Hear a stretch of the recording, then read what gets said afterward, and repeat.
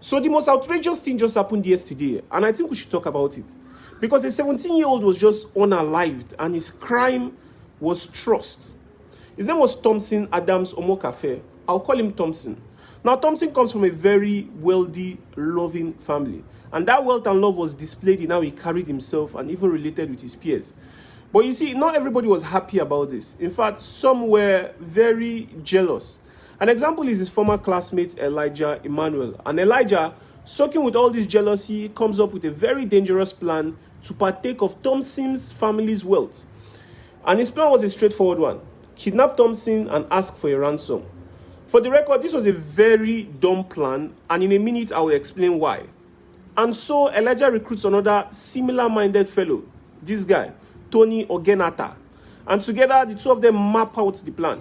At first, they planned to kidnap Thompson, but then decided it was going to be too much work. And so Elijah called Thompson and was like, "Hey, old classmate, would you like to hang out sometime?" And Thompson was like, "Sure, why not?" And Elijah was like, "Because I don't want you to cancel last minute. I'll even send you money for your Uber." And Thompson smiled. He was unaware of what was about to befall him. What he did not know was that Elijah and Tony were eagerly waiting for him to arrive. And when he did, they jumped him. And then they tied him up and called his parents. According to their confession, the initial request was around 200 million naira, which was about $145,000. But they both agreed that if they got up to 150 million naira, then it was worth it. Now, Thompson's parents were scared. And of course, because they loved their child, they gave in.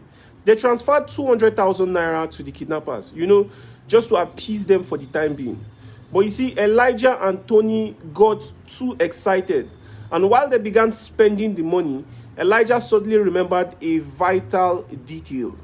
You see, he had called Thompson over, and Thompson knew he was the kidnapper, meaning that when they handed Thompson back, the boy was definitely going to snitch. And so Elijah did the unthinkable. He walked back to that room and then he strangled Thompson. However, after the first wire transfer, the police had begun tracking the accounts, and boom, they were caught. Both Elijah and Tony were captured. Unfortunately, their faces have not been officially released to the public, but this is their back profile. And now we mourn the unfortunate demise of a young, prosperous future. Rest in peace, Thompson.